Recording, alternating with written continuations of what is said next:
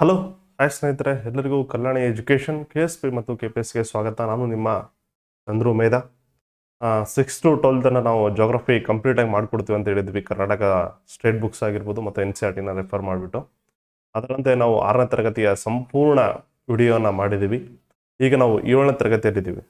7ನೇ ತರಗತಿಯಲ್ಲಿ ನಾವು ಏನಾಗುತ್ತೆ ಮೊದಲನೇ ಚಾಪ್ಟರ್ ಆದಂತಹ ಭಾರತದ ಪ್ರಾಕೃತಿಕ ವಿಭಾಗಗಳ ಬಗ್ಗೆ ಅಧ್ಯಯನ ಮಾಡ್ತಾ ಹೋಗೋಣ. ತದನಂತರ ಏನಪ್ಪ ಮತ್ತೆ ಖಂಡಗಳು ಬರುತ್ತೆ.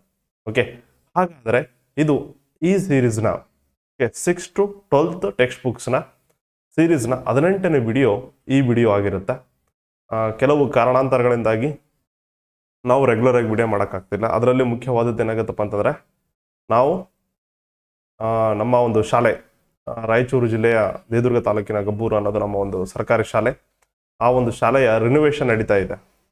ಓಕೆ, ಈ ಶಾಲೆಯನ್ನು ಏನಾಗುತ್ತಪ್ಪ ಹೊಸದಾಗಿ ನಾವು ಬಣ್ಣವನ್ನು ಹಚ್ಚಿ ಶಾಲೆಯ ಮಕ್ಕಳಿಗೆ ಹೊಸ ರೀತಿಯಲ್ಲಿ ಏನಾಗುತ್ತಪ್ಪ ಈ ಒಂದು ಶಾಲೆಯನ್ನು ಉಡುಗೊರೆಯಾಗಿ ಕೊಡ್ತಾ ಇದ್ವಿ. ಇದೇ ಶಾಲೆಯಲ್ಲಿ ನಾವು ಕಲಿತಿದ್ದ ಕಾರಣದಿಂದಾಗಿ ಏನಾಗುತ್ತಪ್ಪ ಅಂದರೆ, ನಾವು ಶಾಲೆಗೆ ಏನಾದರೂ ಮಾಡಬೇಕು ಅನ್ನೋ ಹೊಸ ರೀತಿಯಿಂದ ಈ ಒಂದು ಕೆಲಸದಲ್ಲಿ ತೊಡಗಿದ್ದೀವಿ. ಆ ಕಾರಣದಿಂದಾಗಿ ಸ್ವಲ್ಪ ಕ್ಲಾಸಸ್ ಡಿಲೇ ಆಗ್ತಾ ಇದ್ದಾವೆ. ತೊಂದರೆ ಇಲ್ಲ, ನಾವು ಪ್ರಾಮಿಸ್ ಮಾಡಿದಂತೆ ನಿಮಗೆ 6 to 12 ಹೊರಗಡೆ ಈ ಒಂದು ಟೆಕ್ಸ್ಟ್ ಬುಕ್ಕನ್ನು ನೀಟಾಗಿ ಸೊಲ್ಯೂಷನ್ಸನ್ನು ಕೊಡ್ತೀವಿ. ವಿತ್ ಮ್ಯಾಪ್ ಆಗಿರ್ಬೋದು, ಪ್ರೆಸೆಂಟೇಷನ್ ಆಗಿರ್ಬೋದು. ಒಂದು ಸಲ ನೀವೇನಾದರೂ ಈ ವಿಡಿಯೋಗಳನ್ನು ಸಂಪೂರ್ಣವಾಗಿ ನೋಡಿದರೆ, ಈ ಒಂದು ವಿಡಿಯೋ ಸೀರೀಸನ್ನು ನೋಡಿದರೆ ಪರ್ಫೆಕ್ಟಾಗಿ ನೀವು ಜೋಗ್ರಫಿಯನ್ನು ಕಲ್ತಂಗಾಗುತ್ತೆ. ಹಾಗೆ ಇದರಂತೆ ಏನಾಗುತ್ತಪ್ಪ, ಇದರ ಒಂದು MCQ ಸೀರೀಸನ್ನು ಬಿಟ್ಟಿದ್ವಿ ನಾವು. 6ರಿಂದ 12ನೇ ತರಗತಿವರೆಗೆ ಏನು ಸಿಲೆಬಸ್ ಇದೆಯಲ್ಲ ನಿಮಗೆ ಟೆಕ್ಸ್ಟ್ ಬುಕ್ಸಲ್ಲಿ, ಅದನ್ನೇ ಒಂದು ಅನುಸಾರವಾಗಿಟ್ಟುಕೊಂಡು NCERTನ ರೆಫರ್ ಮಾಡಿ, ಹಾಗೇನಪ್ಪ ಅಂದರೆ Karnataka text book DSRTC refer ಮಾಡಿಬಿಟ್ಟು, ಹಾಗೆ ತಮಿಳುನಾಡು NCERT ಟೆಕ್ಸ್ಟ್ ಬುಕ್ಸ್ನ ಒಂದು ಮಾಹಿತಿಯನ್ನು ಪಡೆದುಕೊಂಡು ಜ್ಞಾನಸ್ವರೂಪಿ ಅನ್ನೋ ಒಂದು ಪುಸ್ತಕವನ್ನು ಆಲ್ರೆಡಿ ಮಾರುಕಟ್ಟೆಗೆ ತೊಗೊಂಬಂದಿದ್ವಿ. ಆಲ್ಮೋಸ್ಟ್ ಏನಾಗುತ್ತಪ್ಪ ಅಂದರೆ, ಬೆಂಗಳೂರಲ್ಲಿ ಅರವಿಂದ್ ಇಂಡಿಯಾ ಅನ್ನೋ ಒಂದು ಬುಕ್ ಸ್ಟಾಲಲ್ಲಿ ಸಿಗುತ್ತೆ. ಧಾರವಾಡದಲ್ಲಿ ಹೋದರೆ ನೀವು ವೀರಾಜ್ ಬುಕ್ ಸ್ಟಾಲ್, ಸಿದ್ದೇಶ್ವರ ರವಿ ಪುಸ್ತಕಾಲಯದಲ್ಲಿ ಸಿಗುತ್ತೆ. ಹಾಗೆ ನಿಮಗೆ ಬಿಜಾಪುರಲ್ಲಿದ್ದರೆ ಈಶ್ವರ ಬುಕ್ ಸ್ಟಾಲ್ ಅಂತ ಸಿಗುತ್ತೆ. ಇನ್ನೂ ಏನಾಗುತ್ತಪ್ಪ, ನೀವು ಅಪಾರ್ಟ್ ಫ್ರಮ್ ದಿಸ್ ನೀವೇನಾದರೂ ಬೇರೆ ಒಂದು ಪ್ಲೇಸಸ್ಸಲ್ಲಿ ಏನಾದರೂ ಇದ್ರಪ್ಪ ಅಂದರೆ ಈ ನಂಬರಿಗೆ ನಿಮಗೆ ಸಂಪರ್ಕಿಸಿದ್ರೆ ಅಲ್ಲಿ ನಿಮಗೆ ಮಾಹಿತಿ ಸಿಗುತ್ತೆ. ತೊಂದರೆ ಏನಿಲ್ಲ, ನೀವು ಪುಸ್ತಕದ ಒಂದು ಕೆಲವು ಪುಟಗಳನ್ನು ನೋಡಿಬಿಟ್ಟು ಆಮೇಲೆ ನೀವು ಬೈ ಮಾಡ್ರಿ. ಅಥವಾ ನೀವು ಏನಾದರೂ ಹತ್ತಿರದಲ್ಲಿದ್ದೀರಪ್ಪ ಅಂದರೆ ಒಂದ್ಸಲ ಹೋಗಿ ನೇರವಾಗಿ ಪುಸ್ತಕವನ್ನು ನೋಡ್ಕೊಂಬ್ರಿ. ಹಾಗಾದರೆ ಕ್ವಶನ್ ಈಗ ಒಂದು ಸೆಷನ್ ಅನ್ನು ಸ್ಟಾರ್ಟ್ ಮಾಡೋಣ. ಆಲ್ರೆಡಿ ನಾವು ಭಾರತಕ್ಕೆ ಸಂಬಂಧಪಟ್ಟಂತಹ ಒಂದು ಕಿರು ಮಾಹಿತಿಯನ್ನು ತಿಳ್ಕೊಳ್ತಾ ಬಂದಿದ್ವಿ. ಹಾಗೆ ಭಾರತದ ಒಂದು ಪ್ರಾಕೃತಿಕ ವಿಭಾಗಗಳನ್ನು ನಾವೀಗ ಅಧ್ಯಯನ ಮಾಡಬೇಕಾಗಿತ್ತು. ಪ್ರೀವಿಯಸ್ ಏನಾಗುತ್ತಪ್ಪ ಅಂದರೆ, ನಿಮಗೆ 17ನೇ ವಿಡಿಯೋದಲ್ಲಿ ನಿಮ್ಗೆ ಇಲ್ಲಿದೆ ನೋಡ್ರಿ, ಭೂಗೋಳ ವಿಜ್ಞಾನದ ಭಾರತದ ಒಂದು ಪ್ರಾಕೃತಿಕ ವಿಭಾಗಗಳ ಬಗ್ಗೆ ಇಂಟ್ರೊಡಕ್ಷನ್ ಕೊಟ್ಟಿತ್ತು. ಭಾರತದ ಒಂದು ವಿಸ್ತೀರ್ಣತೆ ಆಗಿರ್ಬೋದು 7ನೇ ಸ್ಥಾನದಲ್ಲಿದೆ, ಜನಸಂಖ್ಯೆ ಏನಾಗುತ್ತೆ 2ನೇ ಸ್ಥಾನದಲ್ಲಿದೆ. ಹಾಗೆ ಅದರ ಒಂದು ಅಕ್ಷಾಂಶ ಮತ್ತು ರೇಖಾಂಶಗಳ ಬಗ್ಗೆ ಆಯಿತು. ಪ್ರೀವಿಯಸ್ ಇಂದ ಕೂಡ ನಾವು ಹೇಳ್ತಾ ಬಂದಿದ್ವಿ. ಹಾಗೆ ಟ್ರೋಪಿಕ್ ಆಫ್ ಕ್ಯಾನ್ಸರ್ ಅಂತೇಳಿ ಬರುತ್ತೆ. ಇದೇನಾಗುತ್ತಪ್ಪ, ಭಾರತದ 8 ರಾಜ್ಯಗಳ ಮೇಲೆ ಹಾದೋಗುತ್ತೆ. ಆ ರಾಜ್ಯಗಳು ಯಾವ್ಯಾವ ಅನ್ನೋದ್ರ ಬಗ್ಗೆ ಕೂಡ ಮಾಹಿತಿಯನ್ನು ನೀಡಲಾಗಿತ್ತು. ಹಾಗೆ ಉತ್ತರದಿಂದ ದಕ್ಷಿಣಕ್ಕೆ 2933 ಕಿಲೋಮೀಟರ್ ಆಗಿರ್ಬೋದು, ಪೂರ್ವದಿಂದ ಪಶ್ಚಿಮಕ್ಕೆ 3214 ಕಿಲೋಮೀಟರ್. ಈ ರೀತಿಯಾಗಿ ಏನಾಗುತ್ತಪ್ಪ ಅಂತಂದರೆ, ಎಲ್ಲವನ್ನು ನಾವು ಸಂಪೂರ್ಣವಾಗಿ ಸಮಗ್ರವಾಗಿ ಅಧ್ಯಯನ ಮಾಡಿದ್ದೀವಿ. ಹಾಗೇನಪ್ಪ ಅಂದರೆ, ರಾಜ್ಯಗಳು, ಕೇಂದ್ರಾಡಳಿತ ಪ್ರದೇಶಗಳು ಮತ್ತು ಅವುಗಳ ರಾಜಧಾನಿಗಳ ಬಗ್ಗೆ ತಿಳ್ಕೊಂಡ್ವಿ. ಈಗಿನಪ್ಪ 18ನೇ ವಿಡಿಯೋದಲ್ಲಿ ಭಾರತದ ಪ್ರಾಕೃತಿಕ ವಿಭಾಗಗಳನ್ನು ನಾವು ನೋಡ್ತಾ ಇದ್ವಿ. ಓಕೆ, ಅದರಲ್ಲಿ ಸ್ಪೆಷಲೈಸೇಷನ್ ನಾವು ಭಾರತದ ಪ್ರಾಕೃತಿಕ, ತದನಂತರದಲ್ಲಿ ಕರ್ನಾಟಕದ ಒಂದು ಪ್ರಾಕೃತಿಕ ವಿಭಾಗಗಳನ್ನು ನೋಡೋಣ. ಹಾಗಾದರೆ ಈಗ ನಾವು ಭಾರತದ ಪ್ರಾಕೃತಿಕ ವಿಭಾಗಗಳನ್ನು ಟೋಟಲ್ ಆಗಿ 4 ರೀತಿಯಲ್ಲಿ ವಿಂಗಡಣೆ ಮಾಡ್ತೀವಿ.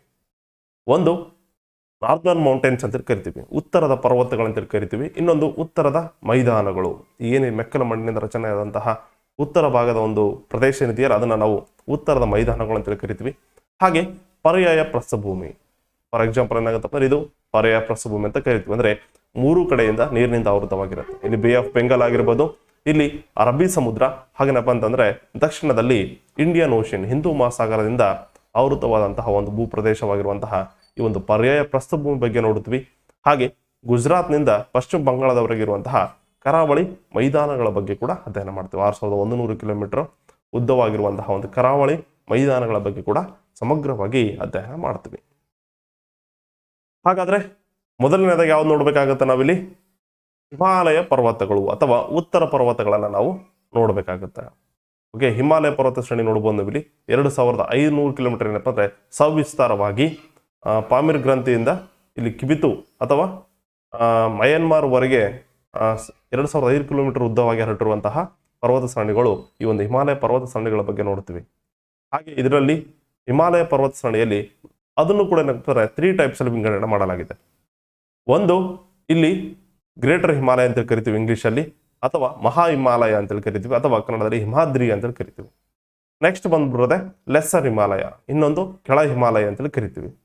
ಓಕೆ, ಅಥವಾ ಸೆಂಟ್ರಲ್ ಹಿಮಾಲಯ ಅಂತೇಳಿ ಕೂಡ ಕರೆಯಲಾಗುತ್ತೆ.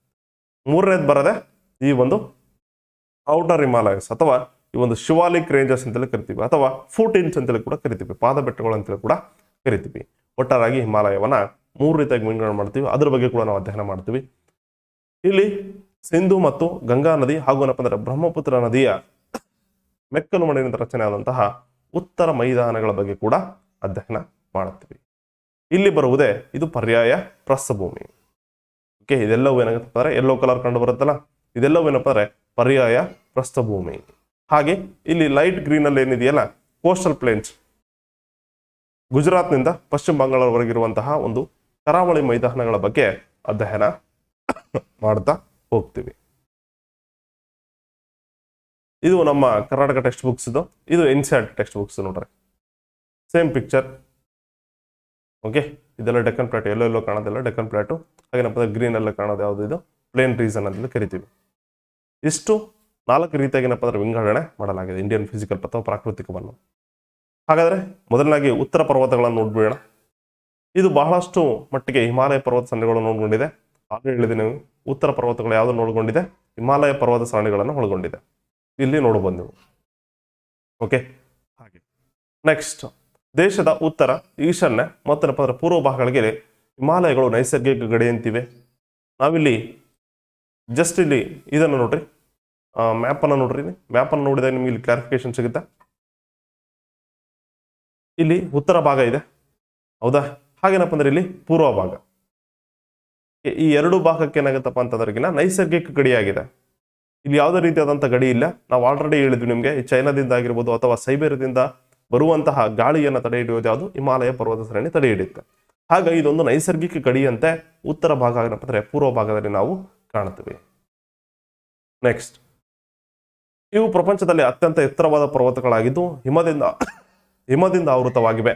ಅವುಗಳಲ್ಲಿ ಹಲವು ಅತ್ಯಂತ ಎತ್ತರವಾದ ಶಿಖರ, ಆಳವಾದ ಕಣಿವೆ ಕಂದರ, ಹಿಮನದಿ, ಪರ್ವತ ಘಾಟಿ ಮೊದಲಾದ ಸ್ವರೂಪಗಳಿವೆ.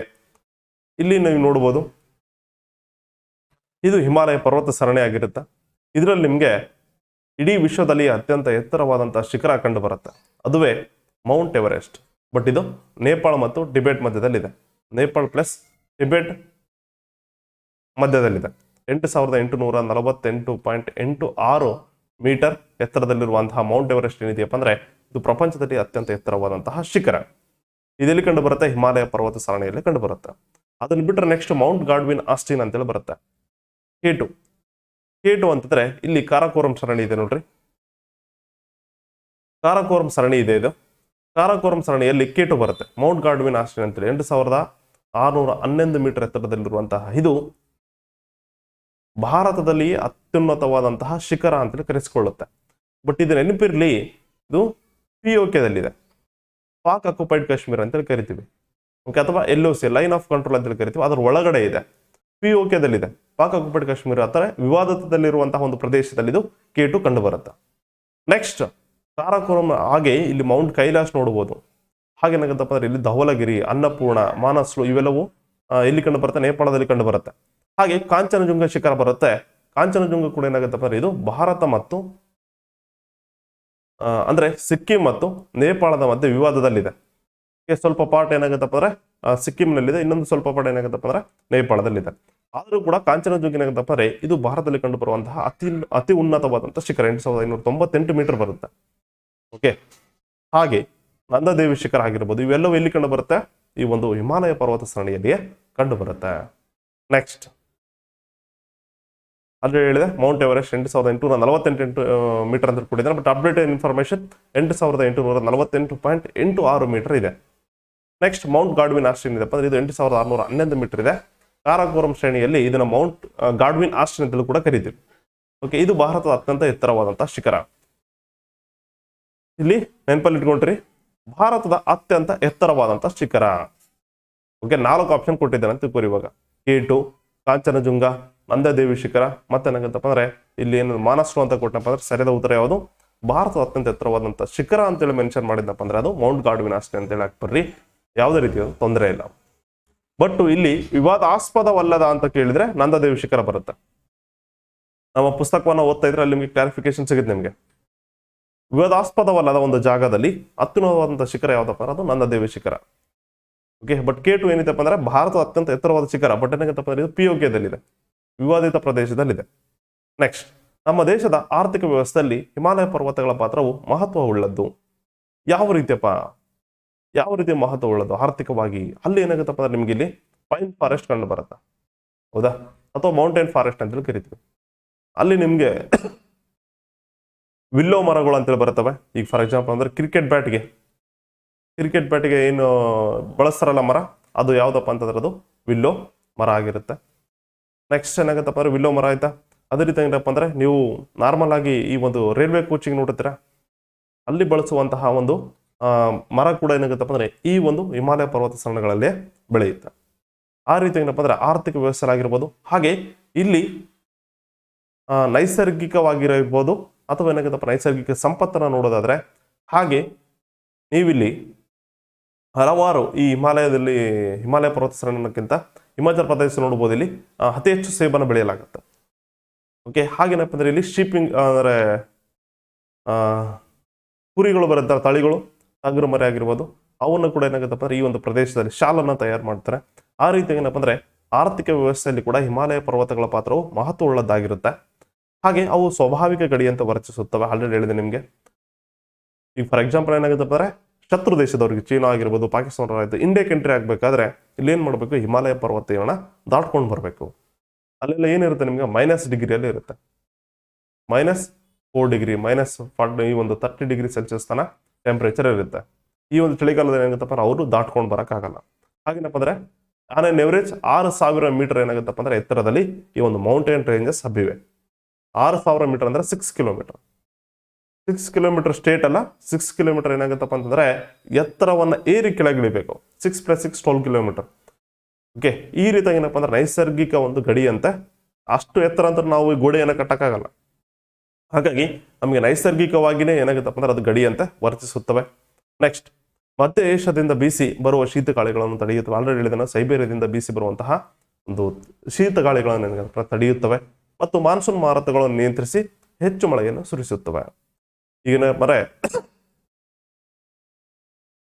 ಜಸ್ಟ್ ಇಲ್ಲೊಂದು ಕಾನ್ಸೆಪ್ಟ್ ಹೇಳ್ತೀನಿ ನೋಡ್ರಿ, ಇದು ಇಂಡಿಯಾ ಅಂತ ತಿಳ್ಕೊರಿ.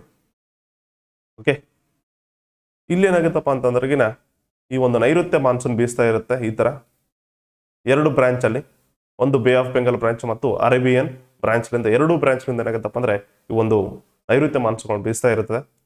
ಇಲ್ಲಿ ಒಂದು ವೇಳೆ ಏನಾದ್ರೂ ಹಿಮಾಲಯ ಪರ್ವತ ಸರಣಿಗಳು ಇದ್ದಿಲ್ಲಪ್ಪ ಅಂದ್ರೆ ಇದೇ ತರ ಬೀಸ್ಕೊಂಡು ಹೋಗ್ಬಿಡ್ತಿತ್ತು, ಅದು ಅಂದ್ರೆ ಮಧ್ಯ ಏಷ್ಯಾಕ್ಕೆ ಎಂಟ್ರಿ ಕೊಟ್ಬಿಡ್ತಿತ್ತು. ಬಟ್ ಏನಾಗುತ್ತಪ್ಪ ಅಂತಂದ್ರೆ ಇಲ್ಲಿ ಇವು ತಡೀತವೆ. ಹಾಗೆ ಇಲ್ಲಿ ಕೂಡ ಏನಾಗುತ್ತಪ್ಪ ಗಾರೋ, ಕಾಸಿ, ಜಯಂತೆ ಹಿಲ್ಸ್ ಎಲ್ಲ ಬರುತ್ತೆ. ಈ ಒಂದು ಪರ್ವತಗಳಾಗಿರ್ಬೋದು ಅಥವಾ ಬೆಟ್ಟ ಸಾಲುಗಳಾಯಿತು, ಈ ಒಂದು ನೈಋತ್ಯ ಮಾನ್ಸೂನ್ ಅನ್ನು ತಡೆಯುವ ಕಾರಣದಿಂದ ಏನಪ್ಪ ಇಲ್ಲಿ ಅತಿ ಹೆಚ್ಚು ಮಳೆ ಆಗುತ್ತೆ. ಅದರಿಂದ ಏನಪ್ಪ ಅಂದ್ರೆ 1141 ಸೆಂಟಿಮೀಟರ್ ಮಳೆ ಈ ಒಂದು ಮಾನ್ಸೂನ್ ಡ್ರಾಮಲ್ಲಿ ಆಗುತ್ತೆ, ಮೇಘಾಲಯದಲ್ಲಿ ಆಗುತ್ತೆ. ಹೀಗಾಗಿ ಅತಿ ಹೆಚ್ಚು ಮಳೆಯನ್ನ ಯಾವ ಅವಧಿಯಲ್ಲಿ ಪಡಿತೀವಿ ಅಂತಂದ್ರೆ ನೈಋತ್ಯ ಮಾನ್ಸೂನ್ ಅಲ್ಲಿ ಪಡಿತೀವಿ. ಅದು 75% ಮಳೆಯನ್ನ ನಾವು ಭಾರತ ದೇಶದಲ್ಲಿ ಈ ಒಂದು ನೈಋತ್ಯ ಮಾನ್ಸೂನ್ ಕಾಲದಲ್ಲಿ ನಾವು ಕಾಣ್ತೀವಿ, ಅಂದ್ರೆ ಜೂನ್ ಟು ಸೆಪ್ಟೆಂಬರ್.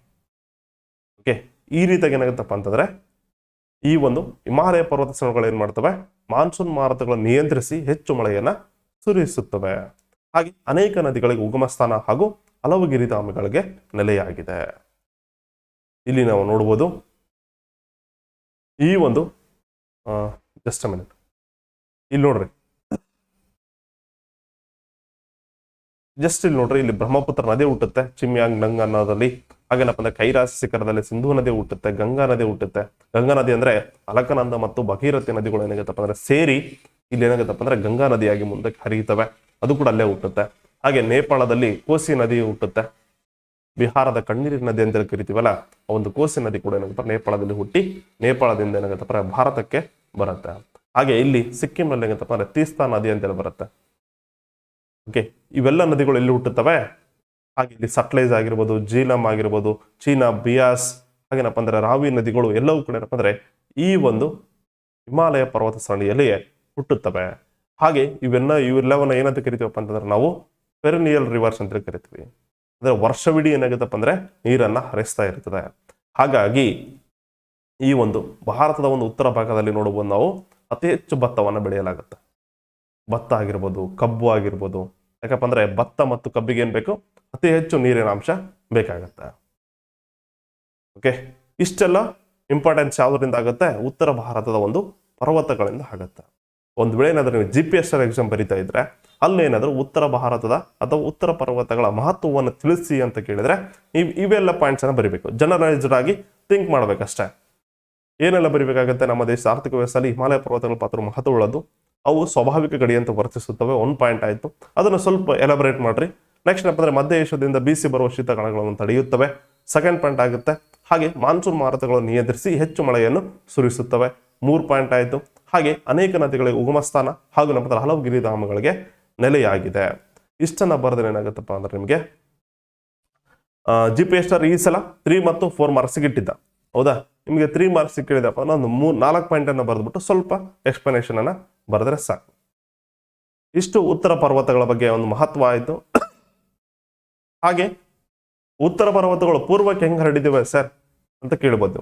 ಪೂರ್ವಕ್ಕೆ ನೋಡ್ರಿ ಗ್ರೇಟರ್ ಹಿಮಾಲಯಸ್ ಈ ರೀತಿಯಾಗಿ ಹರಡಿ ಬಂದು ಉತ್ತರಕ್ಕೆ ಏನಾಗತ್ತಪ್ಪ ಅಂದ್ರೆ ಪೂರ್ವ ದಿಕ್ಕಿಗೆ ಹರಿದು ಬಂದು ಏನಾಗತ್ತಪ್ಪ ಅಂದ್ರೆ ನಂಚಬರೋ ಬರುತ್ತೆ, ಅಥವಾ ದಿಹಾಂಗ್ ಗಾರ್ಜ್ ಅಂತೇಳಿ ಕರಿತೀವಿ. ಇಲ್ಲಿದೆ ನೋಡ್ರಿ, ಇಲ್ಲಿ ಬ್ರಹ್ಮಪುತ್ರ ನದಿ ಎಂಟ್ರಿ ಆಗುತ್ತೆ ದಿಹಾಂಗ್ ಗಾರ್ಜ್. ಅದೇ ರೀತಿ ಏನಾಗತ್ತಪ್ಪ ಅಂತಂದ್ರೆ ಈ ಒಂದು ಗ್ರೇಟರ್ ಹಿಮಾಲಯಸ್ ಕೂಡ ಬೆಂಡ್ ಆಗಿ ದಕ್ಷಿಣದತ್ತ ತಿರುಗಿ ಏನಾಗುತ್ತಪ್ಪ ಅಂತಂದ್ರೆ ಇಲ್ಲಿ ಪಟ್ಕಾಯಿ ಬೂಮ್ ಹಿಲ್ಸ್ ಅಂತೇಳಿ ಕರಿತೀವಿ ನಾವು. ಪಟ್ಕಾಯಿ ಬೂಮ್ ಬೆಟ್ಟಗಳಾಗಿರ್ಬೋದು, ನಾಗಾ ಬೆಟ್ಟಗಳಾಗಿರ್ಬೋದು, ಮಿಜೋ ಬೆಟ್ಟಗಳಾಗಿರ್ಬೋದು, ಈ ರೀತಿಯಾಗಿ ಏನಪ್ಪ ಅಂದ್ರೆ ಈ ಒಂದು ದಕ್ಷಿಣದತ್ತ ಅವು ಕಂಟಿನ್ಯೂಯೇಷನ್ ಬರುತ್ತೆ. ಇವೇ ಏನಾಗುತ್ತಪ್ಪ ಅಂದ್ರೆ ನೆಕ್ಸ್ಟ್ ಇಲ್ಲಿ ಏನಾಗುತ್ತಪ್ಪ ಅಂದ್ರೆ ಈ ಒಂದು ಈ ಬೇ ಆಫ್ ಬೆಂಗಾಲ್ ಅಲ್ಲಿ ಮುಳುಗಿ ನೆಕ್ಸ್ಟ್ ಏನಾಗುತ್ತಪ್ಪ ಅಂತಂದ್ರೆ ಅಂಡಮಾನ್ ನಿಕೋಬಾರ್ ಆಗಿ ಮೇಲಕ್ಕೆತ್ತಲ್ಪಟ್ಟಿವೆ ಅಂತೇಳಿ ನಾವು ಜಾಗ್ರಫಿಯಲ್ಲಿ ಓದ್ತೀವಿ. ಓಕೆ, ಇಷ್ಟನ್ನು ನೀವು ತಿಳ್ಕೊಂಡಿರ್ಬೇಕು. Next physical divisions.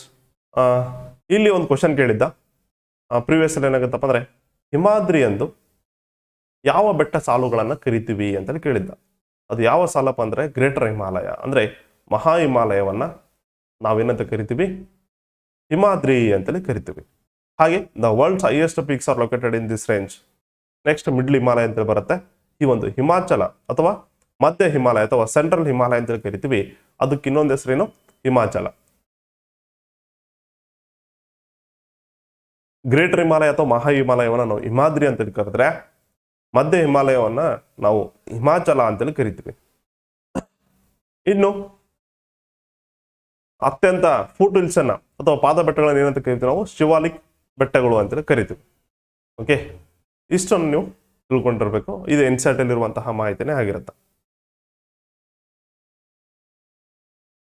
ಯಾಕೆ ನಾವು ಟೆಕ್ಸ್ಟ್ ಬುಕ್ಸ್ ಅನ್ನ ಎಕ್ಸ್ಪ್ಲೈನ್ ಮಾಡ್ತಾ ಇದೀವಪ್ಪ ಅಂದ್ರೆ ಒಂದು ನೆನಪಿರಲಿ ನಿಮ್ಗೆ, ನಿಮ್ಮ ಒಂದು ಎಕ್ಸಾಮಿನೇಷನ್ಸ್ ಅಲ್ಲಿ ನಿಮ್ಗೆ ಏನಾದರೂ ಕ್ವಶನ್ ಅಥವಾ ನೀವು ಹಾಕಿ ಬಂದಿರುವ ಆಪ್ಷನ್ಸ್ ಏನಾಗುತ್ತಪ್ಪ ಅಂದ್ರೆ ತಪ್ಪಾಗಿದೆ ಅಥವಾ ಸರಿಯಾಗಿದೆ ಅಂತ ತಿಳ್ಕೊಬೇಕಾದ್ರೆ ನೀವು ಕಂಪಲ್ಸರಿ ಏನಪ್ಪ ಅಂದ್ರೆ ಸ್ಟೇಟ್ ಬುಕ್ಸು ಮತ್ತೇನಪ್ಪ ಅಂದ್ರೆ NCERT ಬುಕ್ಸ್ ಅನ್ನ ರೆಫರ್ ಮಾಡಬೇಕಾಗತ್ತೆ. ಹಾಗೆ ನೀವೇನಾದ್ರೂ ಸೆಂಟ್ರಲ್ ಗೌರ್ಮೆಂಟ್ ಎಕ್ಸಾಮ್ ಬರೀತಾ ಇದ್ರೆ SSC ಆಗಿರ್ಬೋದು, RRB ಆಗಿರ್ಬೋದು, ಒಂದು IBPS ಆಗಿರ್ಬೋದು, ಇನ್ನಿತರ ಒಂದು ಎಕ್ಸಾಮ್ಸ್ ಆಗಿರ್ಬೋದು, ಅದನ್ನು ಬರೀತಾ ಇದ್ರೆ ಕಂಪಲ್ಸರಿ ನೀವು ಅಲ್ಲಿ ಏನ್ ಮಾಡ್ತಾರಪ್ಪ ಅಂದ್ರೆ ಅಬ್ಜೆಕ್ಷನ್ಗೆ ನೀವು ಕರ್ನಾಟಕ ಟೆಕ್ಸ್ಟ್ ಬುಕ್ಸ್ ಅಲ್ಲಿ ಈ ರೀತಿಯಾಗಿ ಕೊಟ್ಟಿದ್ದಾರೆ ಅಂತಂದ್ರೆ ಅವರು ತಗೊಳ್ಳಲ್ಲ. ಅವಾಗ ನೀವು NCERT ನಾವು ಫೈನಲೈಸ್ ಅಂತೇಳಿ ಹೇಳ್ತಾರೆ. ಅದಕ್ಕೋಸ್ಕರ ಏನಾಗುತ್ತಪ್ಪ ಅಂದ್ರೆ ನೀವು ಒಂದ್ಸಲ NCERT ರೆಫರ್ ಮಾಡಿ. ಇಲ್ಲ NCERT ರೆಫರ್ ಮಾಡೋಕ್ಕಲ್ಲ ಅಂದ್ರೆ ನಮ್ಮ ಕ್ಲಾಸ್ ಸೀರೀಸ್ ಅನ್ನ ನೀವು ನೋಡ್ತಾ ಹೋಗ್ರಿ. ಇಲ್ಲಿದೆ ಗ್ರೇಟರ್ ಹಿಮಾಲಯ ಆಯ್ತು, ಇಲ್ಲಿದೆ ನೋಡ್ರಿ, ಇದು ಗ್ರೇಟರ್ ಹಿಮಾಲಯ. ಮಧ್ಯದಲ್ಲಿ ಏನಾಗುತ್ತೆ ಇಲ್ಲೊಂದು ಲೈನ್ ಬಂದಿದೆಲ್ಲ, ಅದನ್ನು ನಾವು ಸೆಂಟ್ರಲ್ ಹಿಮಾಲಯ ಅಥವಾ ಮಧ್ಯ ಹಿಮಾಲಯ ಅಂತ ಕರಿತೀವಿ. ಇಲ್ಲಿ ಕೊನೆಯದಾಗಿ ಬಂದಿರುವುದೇ ಇಲ್ಲಿ ಶಿವಾಲಿಕ್ ಹಿಮಾಲಯ ಆಗ್ತವೆ, ಶಿವಾಲಿಕ್ ಮೌಂಟೇನ್ ರೇಂಜಸ್ ಆಗ್ತವೆ. ನೆಕ್ಸ್ಟ್ ಉತ್ತರದ ಮೈದಾನಗಳು. ಇನ್ನು ಏನಾಗುತ್ತಪ್ಪ ಉತ್ತರದ ಮೈದಾನಗಳನ್ನು ನೋಡ್ತೀವಿ. ಇವು ಹಿಮಾಲಯ ಪರ್ವತ ಮತ್ತು ಪರ್ಯಾಯ ಪ್ರಸ್ಥಭೂಮಿಗಳ ನಡುವೆ ವಿಸ್ತರಿಸಿವೆ. ಉತ್ತರ ಮೈದಾನಗಳು ಕರೆಂಟ್ ಹೋಗಿದೆ.